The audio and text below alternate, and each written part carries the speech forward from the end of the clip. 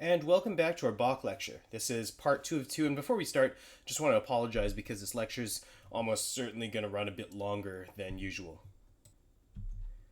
So, last lecture we focused on the Arnstadt, Mühlhausen, and Weimar periods of Bach's life.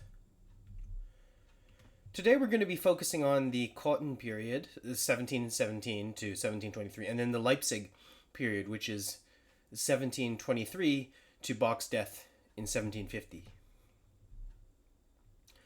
So last we left off, Bach had resigned from his post in Weimar and was subjected to the Duke of Weimar's wrath in the form of a month-long stint in jail.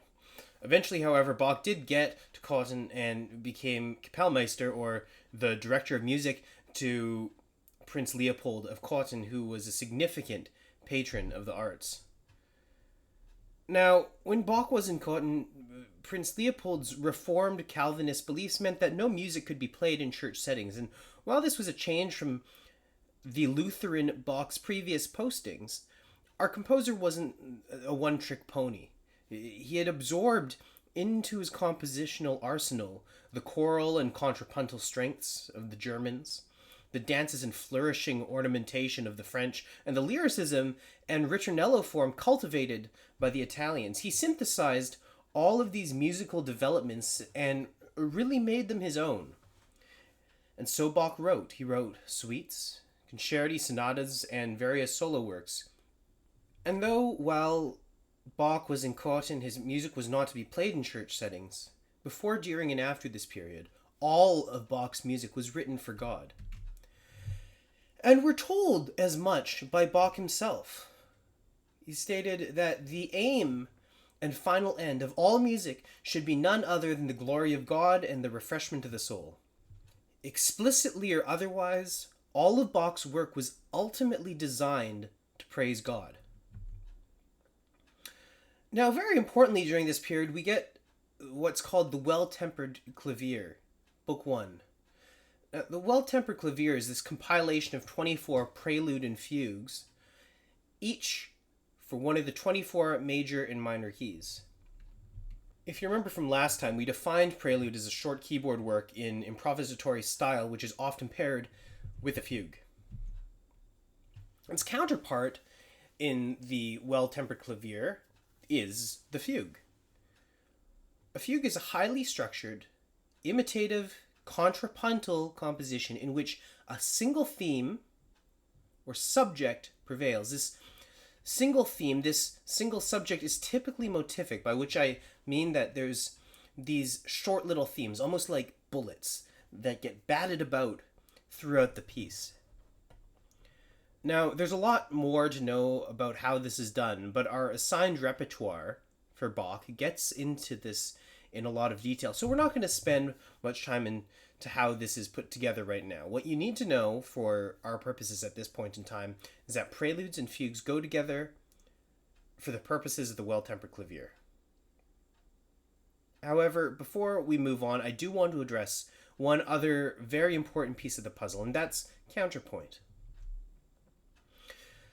So, the RCM's key words and phrases create the following definition for counterpoint. Sometimes referred to as polyphonic texture, counterpoint is the combination of two or more independent melodic lines. This, however, isn't strictly accurate. While polyphony and counterpoint are two sides of the same coin, they aren't actually interchangeable terms. Polyphony is when you have two or more independent melodic lines that are harmonically dependent upon one another, whereas counterpoint is the practice which makes that polyphony possible. What I mean by that is that counterpoint is the term we use to describe these processes by which we create polyphonic texture.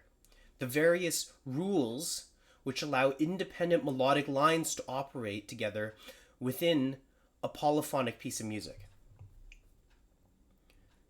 The way the RCM puts it is sometimes referred to as polyphonic texture, so the same as polyphonic texture. Counterpoint is the combination of two or more independent melodic lines. That's like saying that the way you put a car together is the car itself. It just doesn't make any sense semantically. Bach forms such incredible polyphonic texture precisely because he is the grand master of counterpoint, and he is arguably and most likely the most proficient practitioner.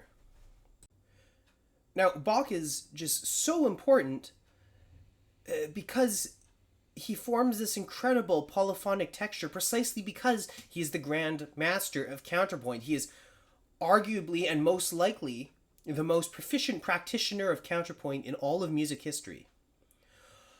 All of that being said, do what the RCM tells you. If you're feeling brave and want to talk back in the exam or try to appeal the decision because you said that counterpoint and polyphonic texture aren't actually interchangeable terms, by all means go for it. I just think that the path of least resistance is to give them the definition that they seem at least to clearly want based on these keywords and phrases on the left of the screen. So the name of this book, Klavier, well, that's pretty straightforward. Klavier is a German word for keyboard instruments that are not an organ. Simple enough. Well-tempered. What does that mean? Well, it's not as straightforward as clavier, unfortunately.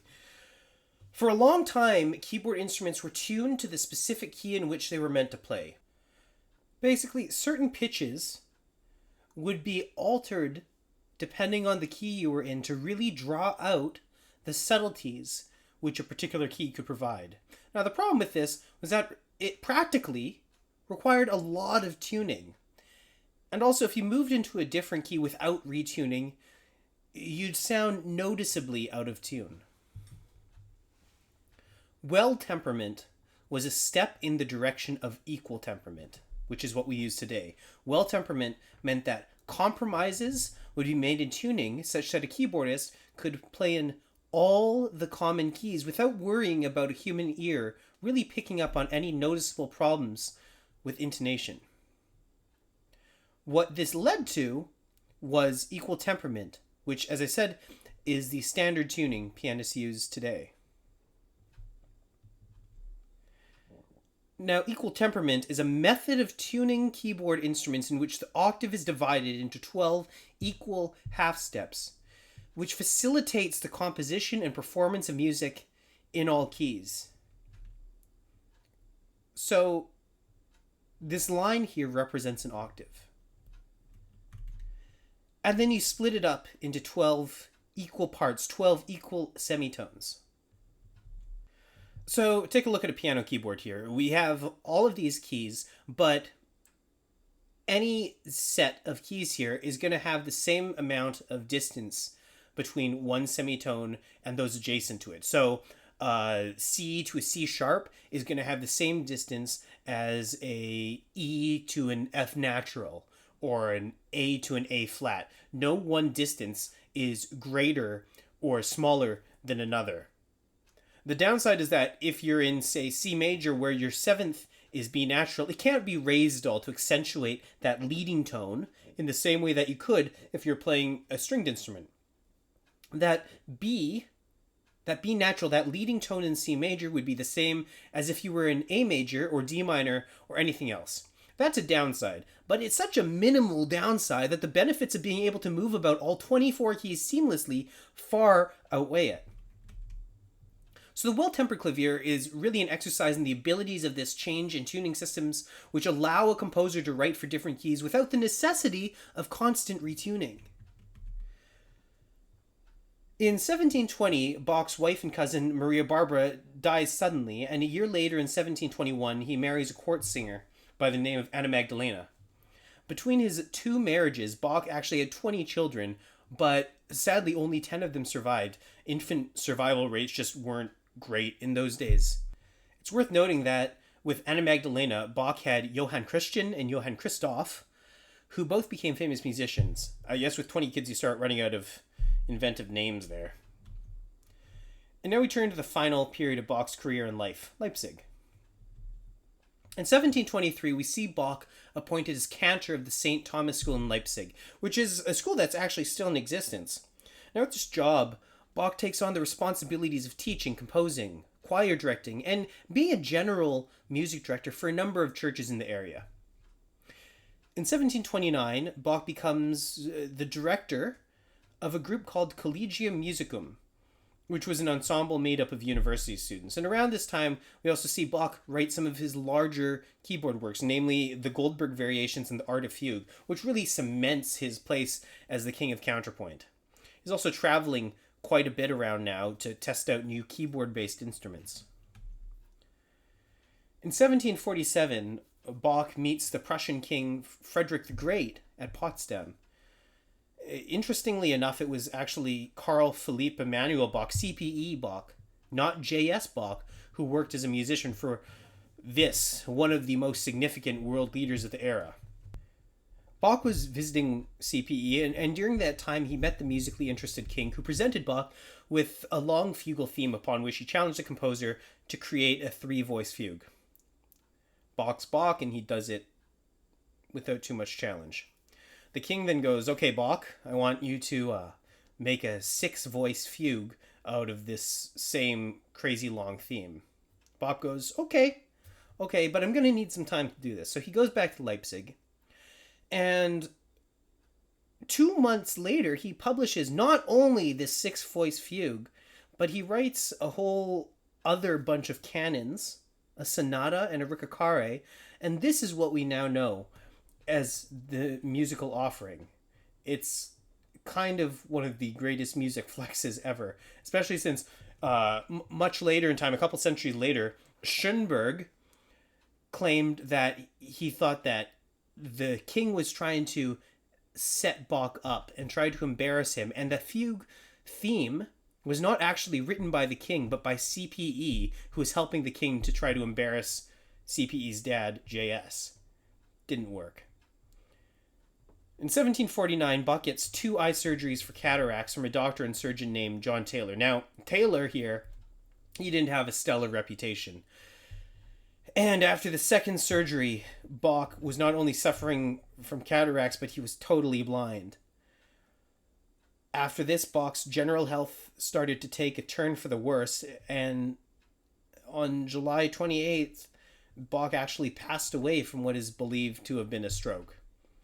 And as a small piece of tragic trivia, Handel, who we're going to be talking about in a couple lessons, actually also got surgery from Taylor, and it also didn't go great, and Handel died soon after as well. So, great job, John Taylor. That's a fantastic legacy to have there. Just to tie things together, I want to reiterate how Bach's music is really the culmination of the Baroque period. While he didn't really invent any novel genres, he perfected what existed, with the exception of opera, since he didn't compose any. Bach's music is often thought of to be not only the high point of the Baroque era, but of music itself, and there's a lot of good reasons for that assertion, primarily flowing from his mastery of counterpoint. And beyond simply being a composer, Bach was also a teacher and a very talented performer in his own right. He was a virtuoso keyboard player and organist, and was also an accomplished violinist. So if there's one person, and only one person, that you should study in all of classical music, it certainly is Bach. And that brings our Bach biography lectures to a conclusion. A conclusion which comes after a lot of time and a lot of attention on your part. So thank you for listening. Now we're going to head on to the assigned Bach rep and study in detail one of his prelude and fugues.